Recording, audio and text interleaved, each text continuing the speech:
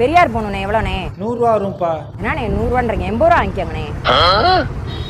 சரி ஏறுப்பா. நீ ஓசி பஸ் வந்துருச்சுண்ணே. சாரிண்ணே. ஏப்பா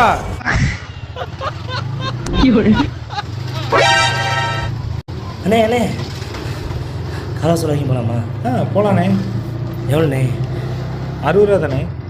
என்னப்பா இந்த இருக்க காலவாசல் 60 ரூபா கேட்குற? 50 ரூபா வாங்கிக்கணே. ஏப்பா மினிமமே 60 ரூபாப்பா. 50 ரூபா வாங்கிக்கணே.